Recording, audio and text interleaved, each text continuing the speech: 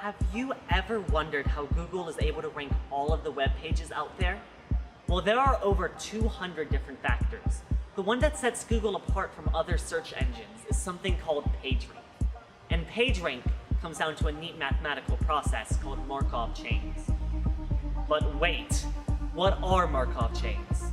It is simply a way to show how something moves between different states. For example, we have a dog who can either be inside or outside. We can show the movement between inside and outside by arrows. So when he's in, he can move out, and when he's out, he can move in. He moved between different states. However, sometimes he may not want to change, and therefore chooses to stay in one state. For this, we can have an arrow going in a circle to the original point to represent when the dog chooses to stay. We can assign numbers to represent the probability that the dog chooses a particular path. All the probabilities that dog has at any given time add up to 100%. The dog could also go to a different room or on a walk. You are not limited to just 2 states. There can be as many states as the situation requires, and as many connections between those points as you want. This is a Markov chain. But how does this relate to ranking?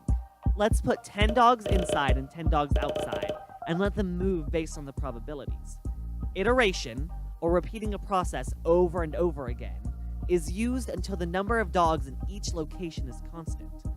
This does not mean that the same dogs are staying inside and outside, but rather, an equal number of dogs are moving inside as those moving outside.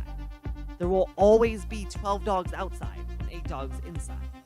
This is considered a steady state. So now we can say that outside is more popular than inside. Google wants to find a steady state for all the websites out there, meaning not necessarily how much traffic they draw, but rather how often someone would randomly end up on the site from clicking links. To represent this, they make a Markov chain, where each website is a point, and the number of hyperlinks to and from that website correlate with the proportion number on our arrows. They then give each website an equal vote, like our dogs, and let them move around. All of the links out get an equal amount of the outgoing vote. A process of iteration is applied until a steady state is reached. Then, we can rank the websites based on the number of votes they ended up with.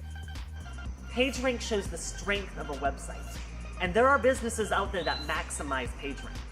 Without us knowing, Markov chains influence what web pages we visit. This is just one of the many examples of how hidden mathematics shape our lives.